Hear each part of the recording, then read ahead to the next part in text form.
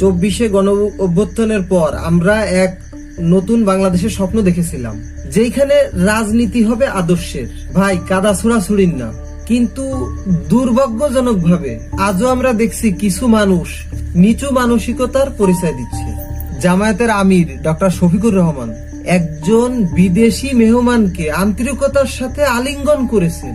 এইটাকে ঘিরে সোশ্যাল মিডিয়ায় যে কুরুচিকর প্রচারণা চালানো হচ্ছে, ভাই মজার ব্যাপার হলো এই একই ধরনের আলিঙ্গন বা বন্ধুত্বের বহিঃপ্রকাশ যখন অন্য দলের কোনো বড় নেতারা করেন, ঠিক তখনই এই যে সমালোচকরা আছে তারা মুখে কুলুপ ঢুকিয়ে রাখে।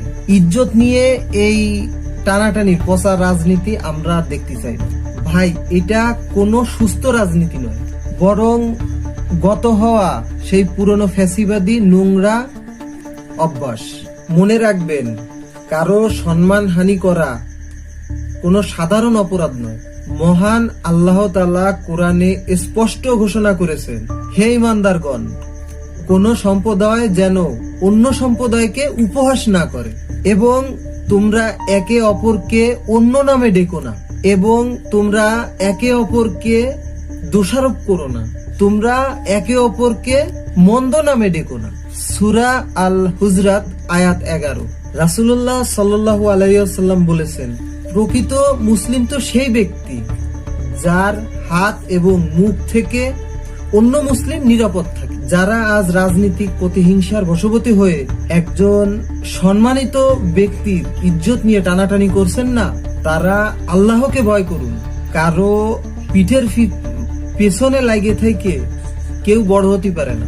ভাই, অন্যের সম্মান নষ্ট করা মানে নিজের পতন ডেকে আনা।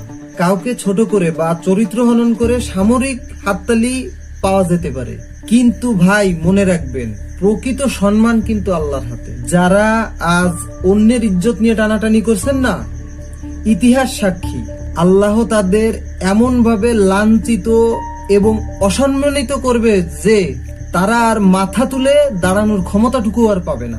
তাই আসুন, কুরুচিকর মন্তব্য বন্ধ করি, ইজ্জত নিয়ে টানাটানির রাজনীতি বাদ দিয়ে মানুষের কল্যাণের রাজনীতি করুন, আর অন্যকে সম্মান দিতে শিখুন। তবেই নিজে সম্মানিত হবেন এবং পাবেন। মনে রাখবেন, আল্লাহর মায়ের দুনিয়ার বাইরে।